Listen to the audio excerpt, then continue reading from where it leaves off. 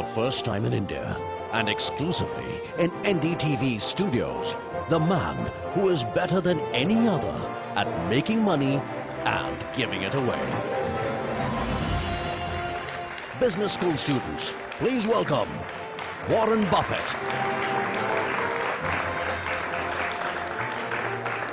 Well, there are times in your life when you are really happy to get to work and tap dance to work, like the gentleman I have here. And this is one of those moments when I'm really thrilled to be a journalist, because with me are a whole lot of students and the one and only Warren Buffett.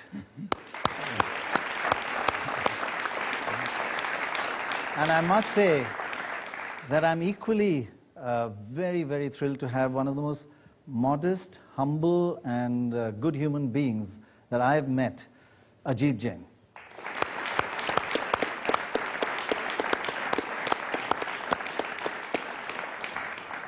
Well, we're going to get your questions ready, and please be impressive, right?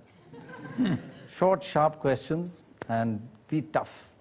This is your one chance. Anything goes. Anything goes. He says, you know, you can ask anything. But I'd like to while they're thinking, you gave an interview, a press conference, 3 hours after landing in India, and you said it's only 3 hours, and I really can't comment much. But you're a man who looks more than just the quantitative numbers, 8% growth rate, 10% growth rate. You have a qualitative feel. Well, you've been a little time here. What are your impressions of India? Well, it is much as I expected. I mean, I expected to see a booming economy, which I've seen. And our particular plant that I visited in Bangalore is just expanding very rapidly. But what I've had a chance to get to meet a lot of people, and I've made some new friends, and a few of them I've invited over to our annual meeting in Omaha. I told them be sure and vote for me if they come. But it's been nothing. It's been nothing but fun so far. But it's been a hectic schedule. It's busy, but I get paid by the hour, so it doesn't make any difference. Well, you know, these kids, they tend to embarrass me because they are much more competent. I think, Ajit, you'll agree with me. This younger generation in India is much more competent than our generation. Is it the other way around in America, that the younger generation are little, they've got everything they really need, they're not as hungry, so it's a reversal that you've got a great existing generation and a not so hungry new generation. We've got a dull old generation like us, but a really hungry young generation. I meet with, I'm going to meet with 48 schools this year, universities. A couple of them from outside the country, but 45 of them are from America. And I love it. I mean, but I'm seeing people that kind of remind me of myself when I look out there. They got lots of energy. They're smarter than I was, but they're looking forward to doing the same thing I've done. And they look at me and they think, my God, if he can do it, I can do it. You know? It must be easy. When they look at Gates, they don't think they can do what he did. But when they look at me, they anybody can do that. Okay, let's take our first question. And you could ask either the two gentlemen here. The question is regarding the markets in India, the equity and the bond markets. So what financial innovations would you recommend for the Indian markets to be more developed? Where are you from? Can you just tell us? Okay, I'm from IIM Bangalore. IIM sounded like it, actually. Yeah. I really don't know your markets here that well. I mean, I look at individual companies, and if I find a business, what I like to do first is I like to value the business before I even look at its price. Because if I look at the price of the stock, it will have some impact on my valuation. I like to go in without having the faintest idea what the stock is selling for. And I look at a stock as a piece of a business, so it's what the business is selling for. So I look at the business first and value it, but I don't really care about a lot of innovations in a market. And in the end, I just want to buy a piece of a business that I feel has a good future, honest and able management, and buy it at the right price. And whether there's an option market attached or any of that sort of thing, it really has no impact on us. We're in the business of buying businesses. And we buy some of them in their entirety. We like to do that particularly, but some of them we buy part of. We own part of Coca-Cola, but we own all of 70-some businesses. When you say you don't even look at the stock market, how often do you look at the price of shares? I would say that I probably look at the price of Berkshire once every 2 weeks. That's something it. like that. Yeah, no, it doesn't make any difference. I haven't bought or sold a share for 40 years. So somebody said, when's a good time to sell Berkshire? I said, I don't know. I've never sold any. The only time I'm interested in the price of a stock is when I'm either buying or selling it. And if we're buying one stock right now, I hope it goes down, obviously, because I've got billions of dollars worth of left to buy. Right. And most people like their stocks to go up. I like our stocks to go down because I form my own independent judgment of what they're worth, and the cheaper they are, the better it is from our standpoint. Absolutely. I am from IIM Bangalore, and from all the students here, we like to thank you for the knowledge that you have been sharing all across. I mean, Benjamin Graham would have taught you alone, but you have taught many students across the globe, and I think we are very privileged to have you here in India. My question is regarding the moat that you talk about a lot of time, the say moat of Coca-Cola, the See's candies that you have bought. How do you identify them? I mean, it's easy exposed. Now you sit here, you say that Coca-Cola's moat is expanding.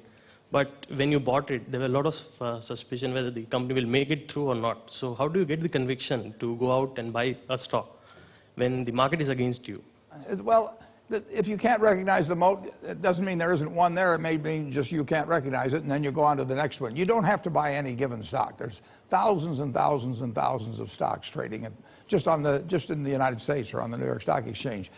And you don't have to be right on every one of them. You don't have to be right on the ones that you buy. And so there are times when I can see that there's a moat around a product. Take Coca-Cola. I mean, if you've been selling a product since 1886, and every year you sell more than the year before, and finally you're selling, in terms of all Coca-Cola products, 1.6 billion 8-ounce servings a day, you've got a moat around that product.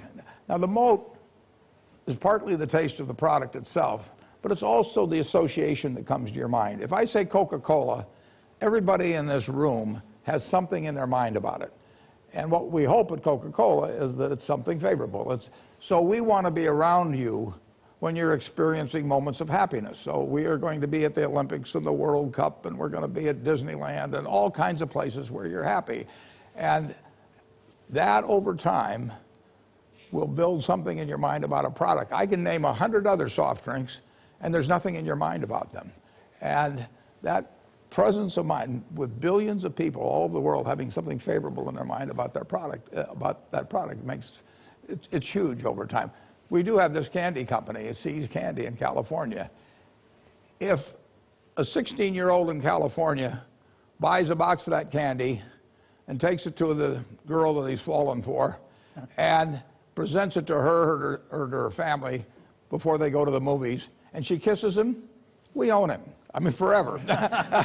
He is not going to try another product.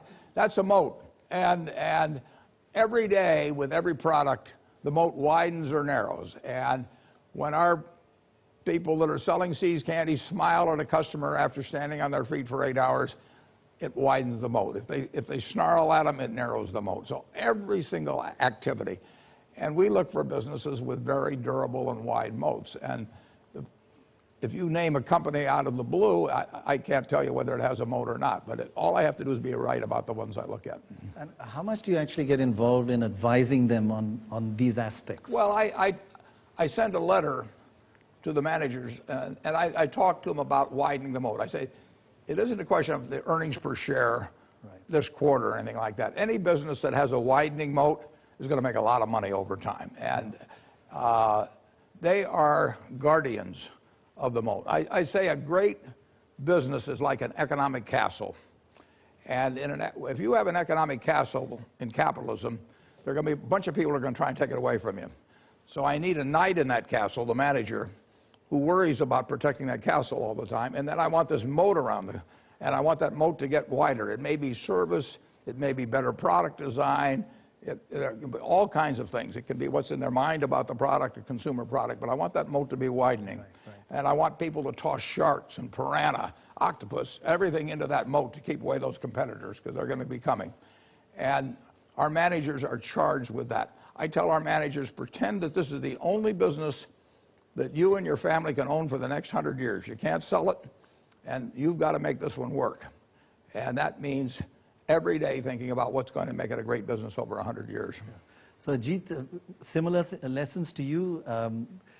Does he advise you much or just write a letter to you once in a while? No, he advises me a lot. I still think it's not enough, but no, we have conversations typically every evening, and almost all what I do, I have a chance to run it by him and get the benefit of his advice and wisdom. And quite honestly, that is the biggest perk of my job. Yeah. But he doesn't need me. I love to talk to Ajit, so we do talk every day. I talk to Ajit more than any other manager we have, by far. He doesn't need me, but he is in an interesting business. And so I like to talk to him about his business, and I like him personally. So we talk about personal things as well. And but that's something about you which everybody says. You have a tremendous personal relationship with so many people in your organization. Your friends. Well, I've got the ultimate luxury. I get to associate with the people I want to associate with. Right. So if I meet somebody who wants to sell me their business and they cause my stomach to churn for some reason, I don't have to buy it. I mean, and I can't be fired. I've got a friend who likes to own 100% of his company because he likes to look in the mirror and say, all my shareholders love me. Well, I look in the mirror and I say, enough of my shareholders love me. So so I get to choose who I associate with. That's a terrific luxury in life. And so when I find Ajit back in 1985, and I mean, I feel like I've discovered a gold mine or something, and he's somebody that I'm attracted to personally. We're good friends. That makes my life better. It makes Berkshire more valuable, but it makes my life better on a personal level. And we've got dozens of managers. There's one right here with me on this trip, Kathy Barron-Tamraz, who runs Business Wire, has 3 offices in India, and it is a joy to work with Kathy. I mean, my life is better because she's part of Berkshire. Berkshire's better because she's part of Berkshire also. But I get that. I have that option.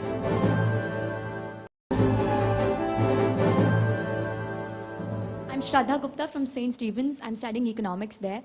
A long time ago, I saw this talk where you'd given a talk at an MBA school and you ran the students through an exercise where you asked them to choose a classmate in which they would invest 10% and another classmate on whom they would go 10% short. And you mentioned that Ben Graham did the exercise himself. So I was wondering if you ever did the exercise, and if yes, then which habits did you choose to develop and which ones did you choose to let go of? Well, if you look around you at the people you admire, they have certain qualities. I mean, you've got friends. Why do you like them? Generally, generally they have an upbeat attitude on life. Generally, they are generous people. They're humorous people. They're people that do more than their share. They're people that are thinking about something nice they can do for you. And all of those qualities attract you. And none of those are innate at birth. I mean, you can acquire those. And then there's other people that turn you off, and they have habits. They take credit for things they didn't do. They don't show up on time, whatever it may be. They're a little dishonest about things. And if you're looking at your life at a young age like you are, and you can choose what kind of a person you can be, why not be the person you admire rather than the person you can't stand? It's so simple. So just write down the qualities you like. Take your 5 best friends. Why do you like them? And just write down those qualities. And you will find there's no quality there that you can't have yourself. And similarly with the 5 people you can't stand to be around, put those things down that turn you off about those people. And if they turn you off about them, why should you possess them? It's so simple. It's not like something complicated that you think you should be learning with an advanced degree in school. It's not as complicated as investing in the stock market. No, but it's enormously important to have people work with you in life. Right. They're going to work with you in life if they like you. And they may occasionally, I mean, if you're in the Army or something, you may work for somebody that you don't like. But by and large, you're going to get the best out of people if they feel good about you. And it's just so easy, but you've got to develop the habits early, because you can't say I'm going to suddenly become a terribly attractive person when I'm 60. It just doesn't work that way. So pick up the right habits now. And I will guarantee you, if you actually just write down those qualities and think about it, you will find you can have every one of the attractive qualities, get rid of the ones that are negative, and your life will be different. That's really good and simple advice. But it's quite organized. Are you an organized person, like you write a list, or are you... Well, My boss, Ben Graham, I had this hero, one of my heroes, in school. And Ben Graham literally did that when he was a very young man. And I read about it, and then I talked to him about it subsequently. And the truth is, everybody liked Ben Graham. And it wasn't because he was smart about investments. It wasn't. It was because he was the kind of human being But, you know, you choose what kind of a human being you're going to be. And then other people choose whether to associate with you or not, or to be led by you. One of the great leaders in American business is a fellow named Tom Murphy that for many years ran Cap Cities. Every time I saw Tom Murphy, I felt to myself, what can I do for him? Because he'd done so much for me. And hundreds of people, his employees felt that way, his directors felt that way, his friends felt that way, and we still feel that way. Now, that is a wonderful way to go through life. People love the guy, you know. So, is he very organized? Is he very disciplined? Or is he kind of as wild as some of us are? He is very disciplined. There is no question about it. He is the most rational, disciplined human being that you can come across without letting the emotions come in the way in terms of making a... He sounds very emotional. He is emotional, he is sensitive at a very personal level, but by the same token, that doesn't come in the way of rationality. Right. And that's a tough... You know, I don't think one needs to come at the expense of the other. You can be both emotional and rational. Very often, people make the mistake of trading one off against the other. And I think Warren does a great job of balancing both of them, and independently does a great job on each dimension. Right. Amazing, actually. This young man at the right in the front row here, yes. Mr. Buffett, my name is Norbert Sharma, and I'm a media student. I'd like to ask you, you have been a symbol of like immense success, but what is your greatest regret in life so far? You know, I really never, I feel I've been so lucky. I mean, here I was in 1930, you know, I could have emerged from any womb in the world, right? But the womb I emerged from happened to be in the United States, which offered an enormous opportunity to me. My life would have been way different if I'd been born someplace else. I was wired in the right way for a capitalist market system. Had nothing to do with anything I did myself. I was a male, which gave me an enormous advantage in the United States back in the 30s and 40s, and over having been born a female with exactly otherwise the same quality. So I won what I call the ovarian lottery, you know, very early on. Yeah, it was. That's what it is. It's an ovarian lottery. I mean, just before you emerge, you get this ticket, you know, and it may say black or white, it may say white, it may say male, female, maybe say smart, dumb, whatever it may be. Nothing to do with, you know, my qualities or, you know, anything else. And I got very, very, very lucky. And having been as lucky as I've been lucky in marriage, I've been lucky in profession, I've been lucky in teachers, lucky in all kinds of ways. I never look back and think about anything that could have been different. I mean, I'm looking forward to tomorrow. I mean, there's going to be a lot of good things happen in the rest of my life. And there'll be some things, there'll be mistakes I make. I'm going to make mistakes. Mistakes don't bother me. I don't want to make any mistakes that jeopardize in a significant way anything that's important. But to try and live your life totally free of mistakes is a life of inaction. And I like to believe in people. And occasionally you're going to be disappointed if you believe in people. But I think you're way better off going through life trusting, I mean, with some discretion, but still trusting people than having a big shell around you and not letting anybody inside. So I don't, you know, I can't think of any really particular regret I have, no. That means you don't look back and you're forward-looking kind of. Well, it'd be wonderful if my father lived longer or things like that, but those are beyond your... Regrets of things you did, actually. No, even the things I did that were dumb worked out not to be a plus in life. I mean, I got turned down by Harvard. I wouldn't have married the woman I did if I'd gotten accepted, probably. I mean, everything works out pretty well. You know, I think there's a sort of Hindu underlying trait in you, because everybody here believes that everything eventually is preordained and works out for the best. This young lady in the back row there. I am Prakriti Batra from St. Stephen's College, Delhi. I have a question. A certain portion of your investment is invested in the private equity sector. However, personally, you seem to be very critical of this particular sector. So there seems to be a contradiction. Can you explain? Yeah, I'm not sure which investments are you thinking of in terms of private. We've never put any money with a private equity firm. the Goldman Sachs investment, which was indirectly in private equity, and you have a very critical approach towards private equity sector. Oh, yeah, I don't think of our investment. We bought a $5 billion preferred and some warrants but I don't look at that as a private equity investment. That was in effect, a marketable security. We agreed to hold it for a while, but it was a direct investment with Goldman Sachs. But I would not consider that a private equity investment. I think of private equity more in terms of taking firms private, usually with a fair amount of leverage, and then reselling them to the public later on. And I can't think of any instance where we've done that. We've certainly never given any money to a private equity firm.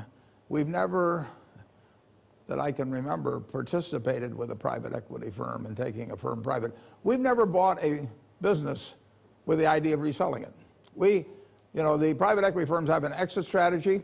We have an entrance strategy. And our entrance strategy is to stay forever.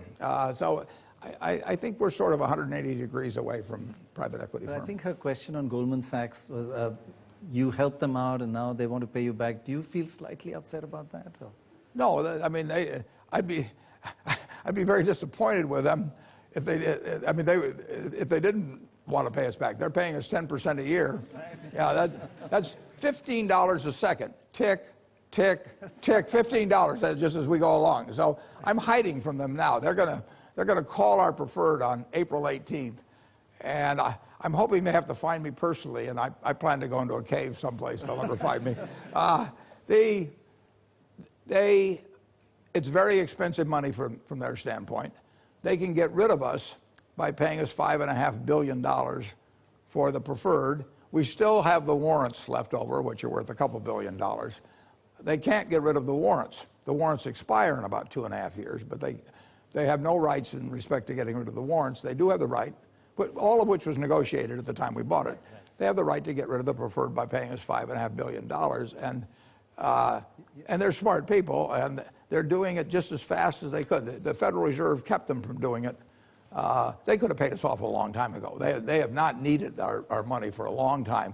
But the Federal Reserve, there were 19, I think, companies that they really have dictated both dividend and stock repurchase policies to, and Goldman Sachs was one of them. So I've been hoping the Federal Reserve would go on vacation for a year or something.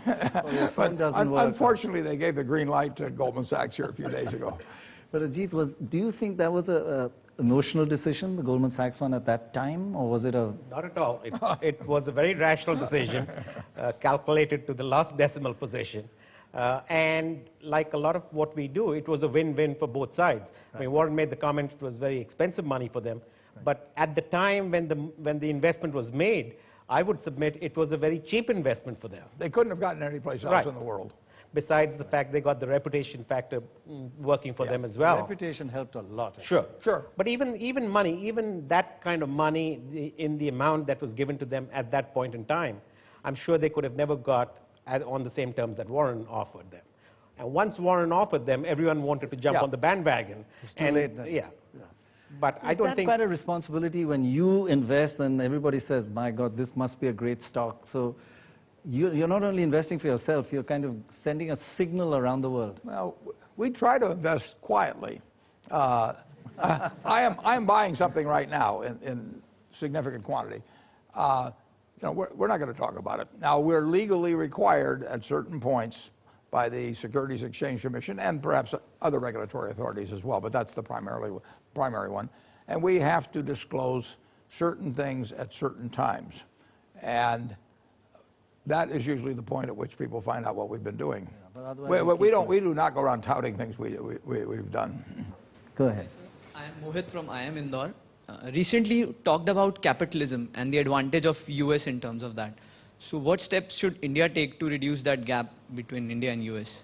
I don't know India remotely as well as everybody else in this room does. So it'd really be presumptuous of me to give advice. I give advice sometimes in the United States, and people think I'm way off base. So, but to talk about India or to talk about Korea, where we've been on this trip, I'm just not that well enough informed to offer you any good ideas. But you feel that there is an entrepreneurial spirit here? Have you got that kind of... there's an entrepreneurial spirit. You felt that? Absolutely. When Ajit came in 1985, about 2 years later, I wrote his parents, right here in Delhi, I wrote his parents and said, if you have one more like him, send him over, because then I'll own the world. Hello,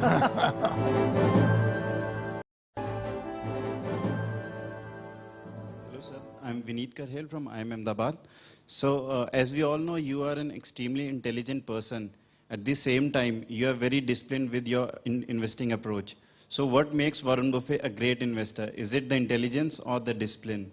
Well, I think at birth, to some extent, I was wired for capital allocation, but I think plenty of other people were too.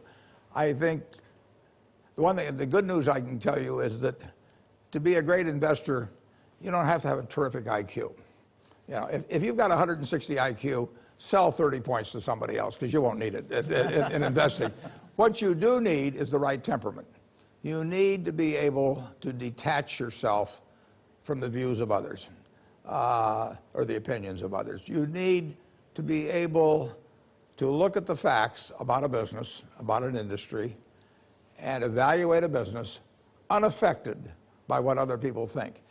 And that is very difficult for most people. I mean, most people have sometimes a herd mentality, which can, under certain circumstances, develop into delusionary behavior. I mean, you saw that in the internet craze and so on. So I would say that I'm sure everybody in this room has the intelligence to do extremely well in investments. They're all 160 IQ. Well, they don't need it. I'm disappointed that they haven't sold off some already. And the 160s won't beat the 130s at all, necessarily. They may, but I mean, they do not have a big edge. But the ones that have the edge are the ones who really have the temperament to sit, look at a business, look at an industry, and not care what the person next to them thinks about it. Not care what they read about it in the newspaper, not care what they hear about in television, not listen to people who say, you know, this is going to happen or that's going to happen. You have to come to your own conclusions, and you have to do it based on facts that are available. If you don't have enough facts to reach a conclusion, you forget it. You go on to the next one. So you have to also have the willingness to walk away from things that other people think are very simple. And that's, a lot of people don't have that. I mean, I don't know why it is. And I've been asked a lot of times whether that was something that you're born with or something you learn, and I'm not sure I know the answer. But I think temperament's important. That's very good advice, that to be detached from all the noise that's come. Yeah. So you shouldn't just go with the herd. If you don't know the answer yourself, don't expect somebody else to tell you. Okay. And if you don't know the answer yourself and somebody else says they know the answer, don't let that fact push you into coming to a conclusion about something that you just don't know enough to come to a conclusion on. So we are actually going to launch a campaign searching for a hero of the stock market. Not the well-known ones. Could be anybody here around the country, asking people to kind of assess things. What advice would you give anybody who wants to be India's hero of the stock market? Well, they just have to learn to value businesses. And if you can learn how to value a business and your value comes to X and it's selling for half X, and you know what you're doing, you're going to make a lot of money. You won't make it tomorrow or next week necessarily, but you'll make it at some point. And when you think about it, I'll talk in terms of the United States market, but you're looking at $20 trillion or something worth of stocks. You're looking at businesses that start with Abbott Laboratories and end up, you know, with some company that starts with a Z at the end. I mean, there's thousands and thousands and thousands of businesses. You don't have to be right on anything except one. And their prices change every day. If you look at the typical stock on the New York Stock Exchange, its high will be perhaps, for the last 12 months, will be 150% of its low. So they're bobbing all over the place. And all you have to do is sit there and wait until something is really attractive that you understand, and you can forget about everything else. That is a wonderful game to play in. I mean, there's almost nothing where the game is stacked in your favor like the stock market. And then what happens is people start listening to everybody talk on television or whatever it may be, or read paper, and and they take what is a fundamental advantage and turn it into a disadvantage. But there's no easier game than stocks. But you just have to be sure you don't play too often. Ajit, Mr. Buffett makes it sound so simple. A game stacked in your favor. But to be the hero of the stock market, is it that simple? You know, it is that simple as he just outlined. The only thing, and he talked about it earlier, that I would superimpose on what he said, is the discipline and the ability to say no. I see it in my own business, in the insurance business. I'm not smart enough to dabble in the stock market. But in the insurance business as well, more than finding the right deals, if you have the discipline to say no to the deals that you don't feel are properly priced or meet your requirements. Discipline to say no. The discipline to say no, I think if you have that and you're not willing to let people steamroll you into saying yes, if you have that discipline, that's more than 50% of the battle. Don't do anything in life where if somebody asks you the reason why you're doing it, the answer is everybody else is doing it. I mean, if you just cancel that as a rationale for doing any activity in life, you'll live a better life, whether it's at the stock market or any place else. I've seen more dumb things, and sometimes even illegal things, but justified on the basis of everybody else is doing it. You don't need to do what everybody else is doing it. It's maddening during the internet craze, when the bubble was going on, and here's your neighbor who's got an IQ 50 points below you, and he's making all this easy money, and your wife is telling you, this jerk next door is making money, and you're smarter than he is, and why aren't you making money? Well, you have to forget about all that sort of thing. You just have to do what works, what you understand, and if you don't understand it, and somebody else is doing it, don't get envious or anything of the sort. Just go on and wait till you find something you understand. Amazingly solid advice. But saying no to somebody who comes to you and says, my life, this is a dream, my life depends on it, and isn't it tough to say no sometimes? Well, I'm not sure whether their life depending on your investment. Yeah. Investment. No, I'm not. I would tell them they're in the wrong. They got themselves in the wrong position. My life depends on not doing dumb things. Isn't it tough to say no sometimes? A lot depends on the corporate structure that you're a part of. If you're a part of a corporate structure where the boss is comparing you to the rest of the market and saying, forget your wife, if your boss is comparing you with the rest of the market and saying, these guys are going up and they're writing more premiums than you are, what the hell are you doing? That makes it very difficult for you to maintain that rationality and to maintain that discipline.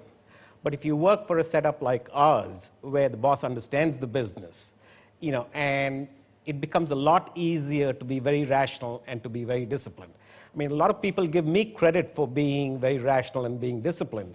But I think the real tailwind is I work for a company, work for a boss, work for a board who understand the business. And they're not comparing me with the short-term performance of some of my competitors. They're looking at me on an absolute basis, which makes it easier for me to be disciplined and rational. If I call up Ajit and he hasn't done anything for a month and everybody else is writing a lot of business, I say, funny thing, I haven't found anything to do for a month either. That is the absolute true story. Yeah, absolute truth. Girl, yes, in the second row there on the left, yeah. I'm Fern Sharma from St. Stephen's College, and my question to you, sir, is despite being good friends with Bill Gates, we don't see you investing much in IT companies. Why is that so, sir? Because I don't have the faintest idea which ones will be the winners. I know there will be winners, but I don't know. I met Bill in 1991, and he'd been pretty successful up to that point, and he kept being successful. But I didn't know what his company would look like in 10 years. I didn't even know Google was going to exist. I didn't know what Oracle was going to. I didn't know anything about what the industry was going to look like. I knew the chewing gum business would look the same 10 years later, or the Coca-Cola would look how it would look 10 years later. It wasn't a negative view. It was simply a acknowledgement on my part that I did not know enough about the businesses in the future to foresee who the winner would be. And it would be exactly like if you went back to 1910, when there were probably, by that time, 1,000 auto companies in the United States. Ford was going to be enormously successful, General Motors was going to be enormously successful, and 900 plus of them were going to disappear. And I wouldn't have known which one was going to be the winner. I know who's going to be the winner in certain businesses, and when I know it, I back it up big time. We also believe in making big bets when we know we're right. I mean, the idea of doing a little of this, a little of that, a little of that, I call that the Noah's Ark approach. I mean, we do not want a zoo when we get through with 2 of every animal. We want to concentrate on things that we really understand. When we find something good, we take a big swing at it. You're also very good at kind of looking at long-term trends globally. And we are now seeing commodity prices rising, oil prices rising. Where do you think all this, do you believe in this peak oil theory? Well, eventually there will be peak oil. In the United States... That means oil will start, the production will start going down. It is finite. And we're taking 86 million barrels of it out of the ground every day. Right. And there was a lot there, and there was a lot more than we thought back when we discovered oil in the 1850s or whatever it was. Colonel Drake came up with it. But it's finite. In the United States, we literally have, hard to believe, 500,000 producing oil wells. Now, that's a lot of straws to stick into the ground. We've found the easy oil in the United States. We haven't found the easy oil necessarily every place in the globe. But there will be a point at which oil production starts falling, and the world would better recognize that. In terms of commodity prices generally, whether it's copper or cotton or soybeans, they're all advancing. And, you know, we may be sowing the seeds of significant inflation in the United States with the extreme, but required, in my view, but at the time. But we have pushed monetary policy as far as you can push it. We pushed fiscal policy to an extreme degree. And I think that was warranted, but heavy dosages of medicine can have consequences too. I think the after effects could still be felt. We have given the patient a lot of medicine post the fall of 2008, and the medicine can have consequences.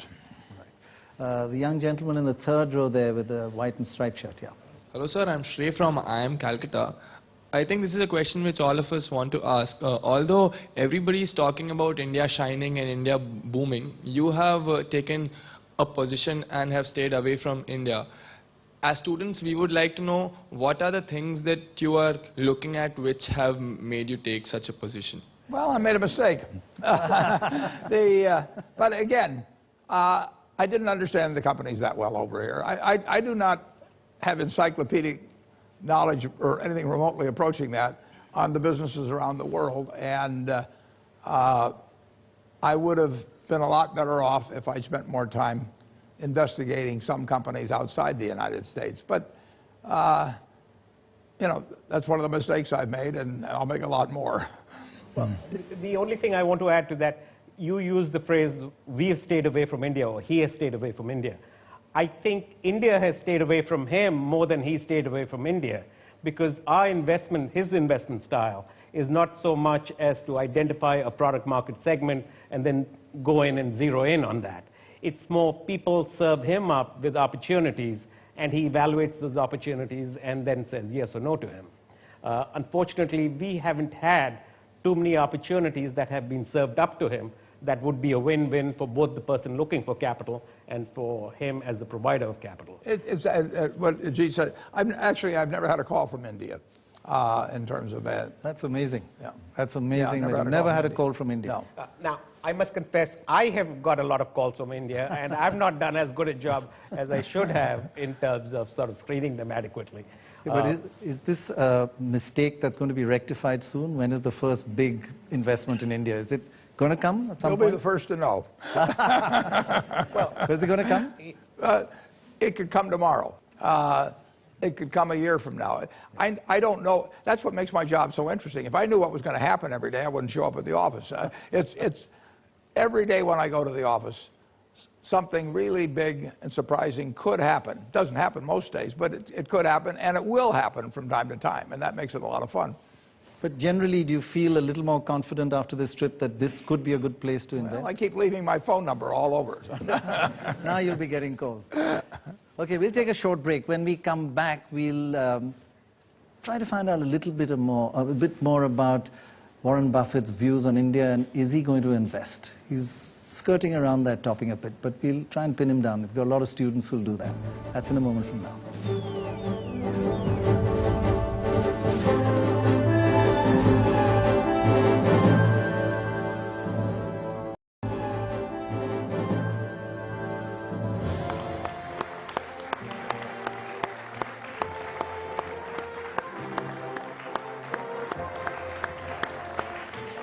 Welcome back to Warren Buffett, the man who's made more money than anybody else and given away more money than anybody else. And a lot of people here who want to ask questions about your philanthropic nature as well. We'll come to that. First here in the front row, do you have a mic? Okay, go ahead. Why don't you ask a question? Sir, yesterday you mentioned that Indians are not hardworking as they were earlier, but they are smart working. In regard to this, like recently you mentioned, if you, Charlie and Ajit Jain are traveling in the same boat, if one has to be saved, it will be the Ajit Jain. So is it because of the smartness or any specific quality which made you to make that type of statement?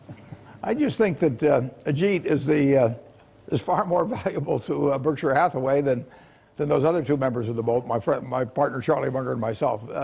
Ajit has contributed many, many, many billions of dollars to the value of Berkshire. And what's equally impressive is that he never, in that process, has raised that in any way by the slightest inference, anything, in terms of suggesting anything about his compensation. He has gotten paid way less money by Berkshire Hathaway than he could have earned elsewhere.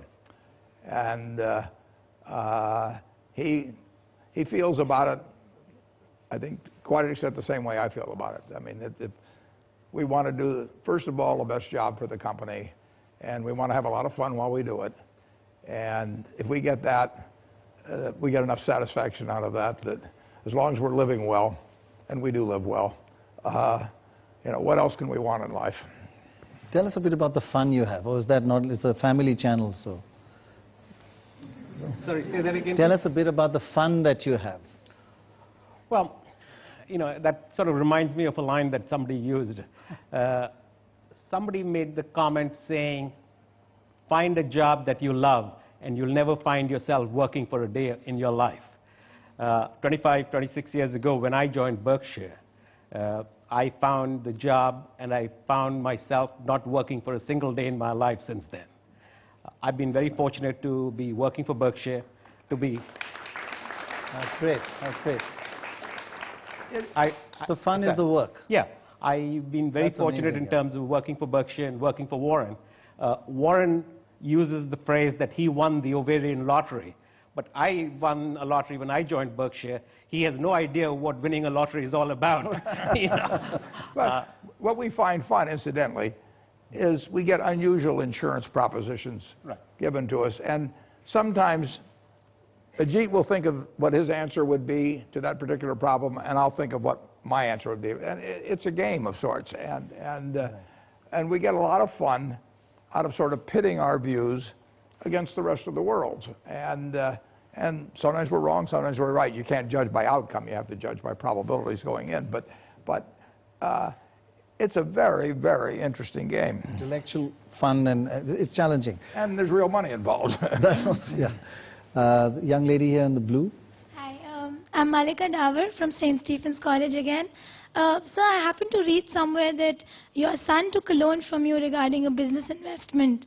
How do you think these values have transformed the lives of your children? I mean, interestingly. Yeah, I probably took a loan to start a business myself. I don't think there's anything unusual about that. My children grew up in a middle-class neighborhood where I still live. I've lived in the same house now for 52 years. I paid $31,500 for it. All of my children went to public school. They went to the same grade school their mother went to. They went to the same high school that my father went to. And they lived a very normal way growing up. And I think they would say, and it's certainly my feeling, that they are better they've had a better life because of that. They have not lived in some rarefied atmosphere at all. They were not some rich person's child, and if they wanted to start a business or they had to figure out how to do it, just like I had to figure out how to do it, probably just like you'd have to figure out how to do it. And I don't think they've missed anything by not being treated as the children of an extremely rich man over the years. I think they've gained a lot. I think they know who their friends are. I think they have seen and made friends with people in all kinds of economic situations and social situations. They went to a school where the students were perhaps 25% black. They know America as it is, and they know who they are. I think they have a feeling of security about the fact that they have achieved what they have largely on their own. They've certainly been helped by the position I'm in, but not disproportionately at all. So I feel wonderful. My children are in their 50s now. I feel wonderful about how their lives have turned out, and I think they feel good. They could have had everything handed to them, but how would they feel about themselves? How would they feel about whether their friends are really their friends, whether, why their spouse married them, who knows what. If I were to do it all over again, I would do it exactly the same way in terms of raising the children. When you gave away these tens of billions of dollars, what did they say to you? Oh, shucks. Well, my wife and I, 15 years ago, originally we thought we were going to set up one large foundation. And then about 15 years ago, still with the idea there'd be one very large foundation, but I really wanted each one of the children to have their own foundation. Right. And people thought they had a lot of money by this point in their lives. They had important interests in education, and one son in helping people farm around the world and all of that. Right. So one Christmas, my wife and I set up a foundation for each of the three of them and gave them to them as a Christmas present. Not money for themselves, but money they could give to others. And I told them at the time a couple of things. I'm not going on the board of the foundation. I'm not judging one of you versus the other. If I add money later on, I'll add the same amount with each child, because who knows which activity in philanthropy is going to have the greatest long-term payoff. Well, we've added to that as we went along, and now you can go to BerkshireHathaway.com and you can see the letters that I wrote my three children about this. They're about a page and a half or 2 pages. And in effect, they have $1 billion foundation each. The interesting thing about that is I've seen foundations where all the children were on one foundation board, and they start ganging up on each other. It brings out the worst in them. Right. This way, if one of the children has a good idea, other ones can pick it up if they like it, or if they don't have to. So it's brought them closer together, and it has not acted as a divisive force, as I've seen with some other family foundations. When you talk about families, there are a lot of businesses in India which are family-run. Is that a negative, or are you neutral? When it works, it works wonderfully, and when it doesn't work, it's a disaster. And I bought a lot of businesses from families, and sometimes I bought them because the family couldn't get along. But I have given the gift to my children that my father gave to me. My father said to me, he said, anything you do, I support. He says, you're going to be good at anything you do. I want you to do what you want to do. You don't have to do what I do. You're your own person. I have told my three children exactly the same thing. If they had wanted to come into the Berkshire Hathaway business, it'd been fine. But I do not regard, because I make a lot more money than they do, that does not make me a superior human being at all. I regard what they each do as fully as important in terms of their humanness as what I do. And they know it, and they do what they're best at. And I've given them some resources to do it on behalf of other people. Ajit, Indian family businesses is different from American families. It's a much closer relationship here. Do you look at that as a negative or a positive for Indian investment? I think it goes back to what Warren said. If they work brilliantly. And if they're a disaster, it's very dysfunctional. There are a lot of family businesses that have stood the test of time in India. So it's not a negative? No, on the contrary. You have to check each one. Oh, no, it can be wonderful. One of the best businesses we have is run by the third generation, and there's 2 boys involved. Now they brought in the 4th generation. It works wonderfully. They pull together as a team. They have a unity that you can't get unless you're really part of the family. On the other hand, I had a couple that sold me their business because the husband thought that one of the descendants should be running it, and the other one thought the other one should be. And they sold it to me, and they said, we don't want to break up the family, so you decide. Turned out neither one of them were any good, but that's another A young man in the front here, middle, front row. Sir, I am Naveen from IIM Lucknow. I have two questions for you, sir. The question number one is, sir, what is your philosophy of wealth creation? Because I have read a lot about you, and my understanding about you is you have lived a very simple and modest life. So what drives you towards that? And the second question is, has wealth creation. What's your philosophy towards wealth creation? One second, let's answer that. I'm all for it. No, when I do what I love doing. I'm painting the painting I like to paint. It happens to pay off like crazy in a capitalist system. So the money gets showered on me eventually. Some of it is of utility to me and my family, but we can only eat 3 meals a day, and we can only sleep in one bed. But we have whatever bed we want, we have whatever meals we want. But I see that uses up maybe 1% of my wealth over my whole lifetime for my family and myself. So then I've got a lot of wealth left that has no utility to me and has enormous utility to other people. And so that's where it belongs. Has wealth creation got a little difficult these days? Was it easier let's say 2-3 decades back? To create wealth? No. I think it's very easy. I don't mean it's easy in a day or a week or a month, but if you keep doing things that make sense, you know, and it is like a snowball going downhill. I mean, it does accumulate bigger and bigger as time goes by, and particularly if you're using wet snow. So you can't help almost if you spend a lifetime working at something productively.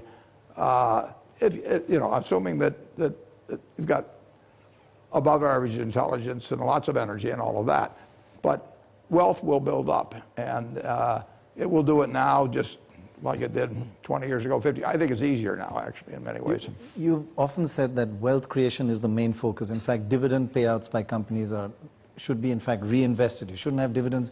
There is a view that philanthropy, giving it to charities, affects poverty less than wealth creation in the company. If they build bigger assets, have more employment, that would help the society get rid of poverty more than just giving it to charity. Well, the money I'm giving to charity doesn't affect at all Berkshire Hathaway's investment in more products and more companies and everything. So I'm not taking the money from Berkshire Hathaway to give away. I'm just giving away these little stock certificates that represent the ownership in it. So there is no diminution in the capital investment of Berkshire Hathaway because I'm giving away all my money. But you could have put that also into companies. Would that have helped the economy more? I'd have had to sell the Berkshire to have money. I've just got the stock certificates. Right. And the stock certificate says who gets the bounty from this investment that's constantly taking place. I've taken all the bounty I want, takes care of me, my family, you know, there's nothing I want. And on top of that, there's a lot available for somebody that does need it. And so through philanthropy, you attempt to use that intelligently.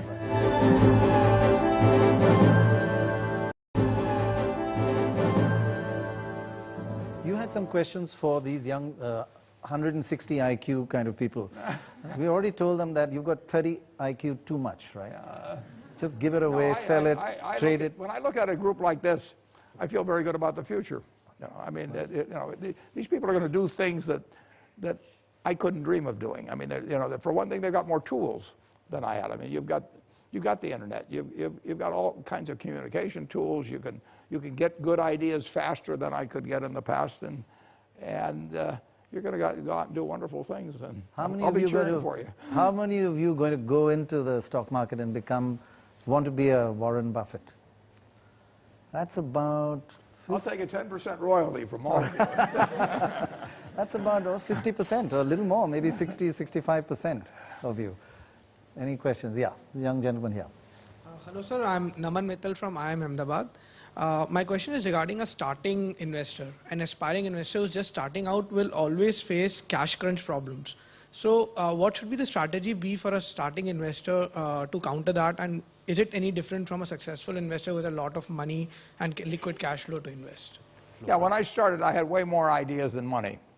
I had $9,800 when I got out of school, and I was soon to get married and have children reasonably soon. So I had very little money, but I had lots of ideas. I just went through and looked at thousands of companies, and there were all kinds of things that stimulated me. Now we've got more money than ideas, so it shifts over at a point. But the young investor, I was having as good a time 60 years ago as I'm having now, but I'm having as good a time now as I had then.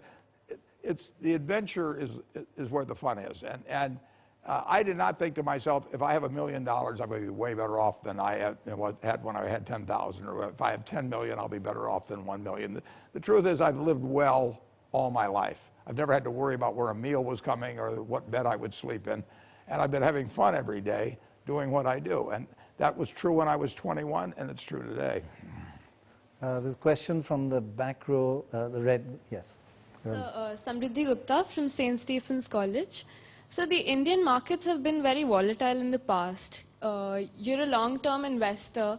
So given the present scenario, do you suggest foreign investments in the Indian economy? Volatility is the friend of the... I love volatility. If no stock ever moved around very much, it'd be impossible to make any real money. Volatility is your friend. You can turn it into your enemy. I mean, if you get worried when your stocks go down, or you feel like you ought to rush in and buy things because they've gone up, volatility is your enemy. But if volatility means that a very good company someday will sell at X, and sometime later it will sell at 2/3 of X, and another time it will sell at 1.5 times X, you will get very rich if you can just keep figuring out what X is. And volatility is what will enable you to make a lot of money. So anytime people get upset about volatility, they don't really understand the nature of markets and how they should be thinking about them. The more volatile the market, the more money we'll make at Berkshire. I have two internet questions. One which says, people have written in, we've asked them to ask you questions. There were thousands, but what exactly goes through your mind when you're actually making that investment? Well, if I drive by a McDonald's stand or a Kentucky Fried Chicken stand, I will automatically think to myself, what is this business worth? You know, and how many customers can walk in the door? What kind of gross margins can they have? How many people do they need? How likely it is that another chicken stand opens across the street? I mean, all of those things. And that's true of the chicken stand, and it's true of Google, or you name the business. I mean, it's all about evaluating the economic potential, the economic future of a given business. And most of them you don't know the answer on. But every now and then you run into one where you know the answer. But that's all business is. It's what Aesop said a long time ago. A bird in the hand is worth two in the bush. You know, that was said in 600 BC, and that's now what's called discounted cash flow and all that sort of thing. But Aesop had it figured out, you know, 2,600 years ago. And all I'm trying to figure out is, if I take that dollar in my hand, when do I get the $2 out of the bush? How sure am I of getting it out of the bush? Is there some other bush where I can get $3 out of it instead? I mean, it's very basic stuff. And a lot of times you look at it and you say, I don't know how many birds there will be in the bush. So you go on to the next one until you find one you know the answer. Do you get butterflies in your stomach? Pardon me? Do you get butterflies? Do you get nervous? No, never. Never? Never. Sleepless nights? No. No, if I'm not going to do something that causes me to not sleep at night. No. If you're going to have sleepless nights, you shouldn't be investing. I mean, you don't know what you're doing on that stock.